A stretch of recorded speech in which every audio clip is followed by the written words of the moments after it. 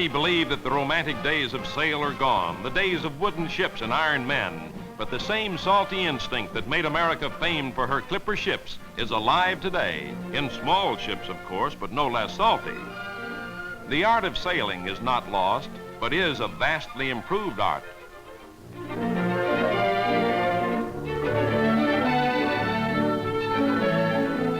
Racing interest mounts to fever heat wherever there's a fleet of yachts, all exactly alike in a so-called one design class such as these internationals. All alike in every detail except one, the skill of the skipper who gets in front of the fleet and stays there.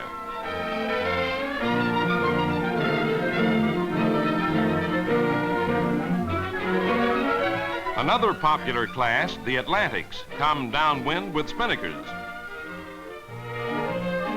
Now we are aboard a smaller sloop, exactly like number 1, just turning a mark of the course.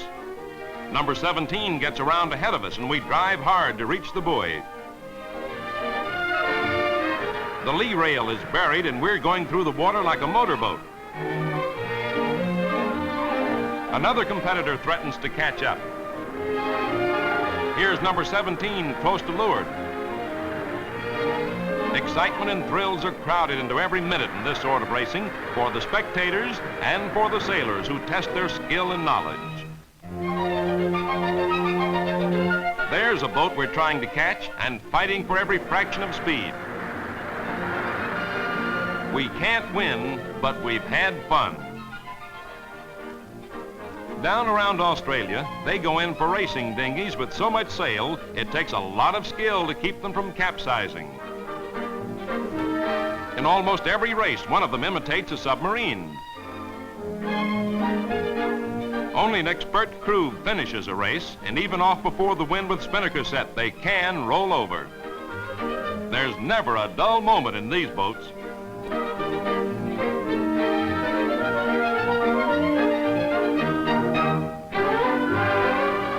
Off our New England coast, the last race of the fishing schooners is still a lively topic in the trawler fleet.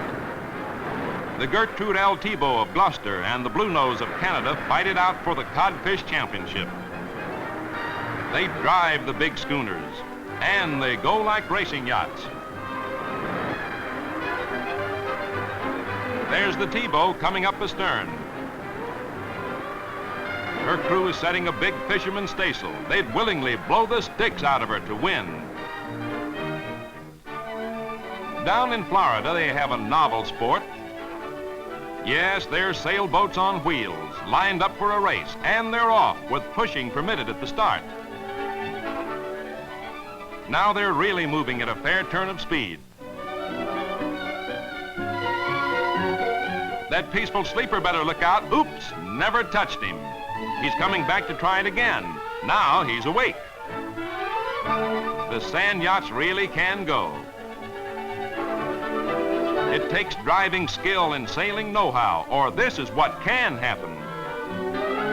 And sometimes they have a smash-up, but they can always get out and walk. As in all other yacht racing, it's skill and class that tells. And here's the winner. Now, this isn't yacht racing, but it is a race. And here's the fellow who must be beaten.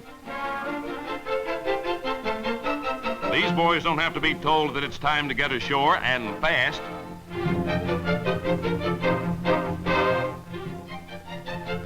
The big hunger-crazed man-eater needs only to bump the boat, and he'll have a meal. In fact, 3 meals.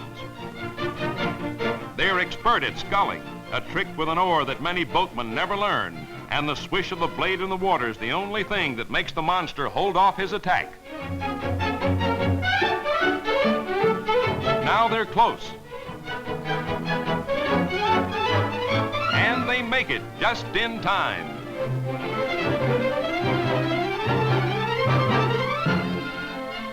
United States Coast Guard cadets man the yards of the Joseph Conrad on a training cruise to learn seamanship in the greatest school, the decks of a square rigger.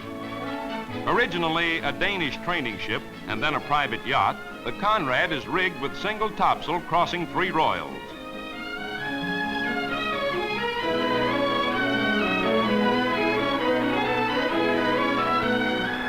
Here's one of the reasons men of the United States Coast Guard have to be real seamen.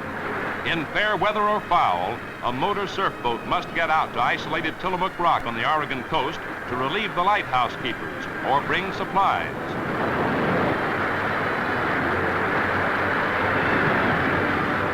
They maneuver the boat to the lee side of the rocks, but even here it's impossible to land.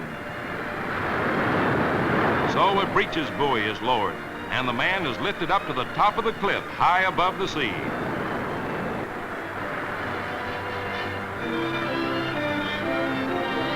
And the only way a man can be taken off the rock is in the same manner. It's merely a routine duty for these men of the Coast Guard. The job is finished, all but the journey ashore, but this is no problem.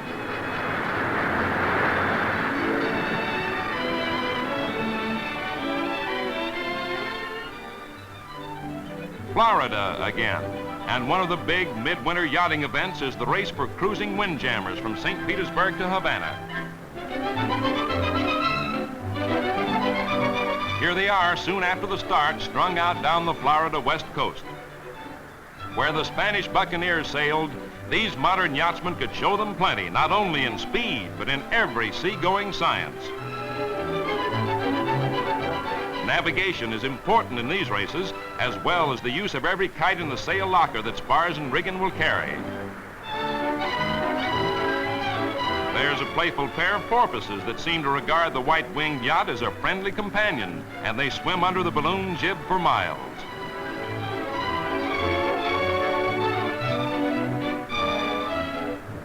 A Navy patrol plane comes up astern to check on the various contestants in the race and identifies them by number.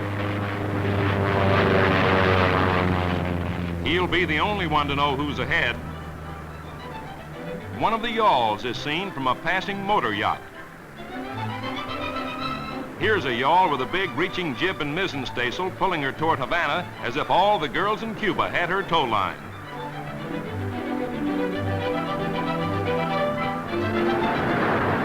She's roaring along in the trade wind at a 10-knot clip, and the afterguard has that contented look of men who think they may have this race in the bag unless something unforeseen happens. But that's the secret of the great interest in this red-blooded sport. Anything can happen in a yacht race, and it usually does.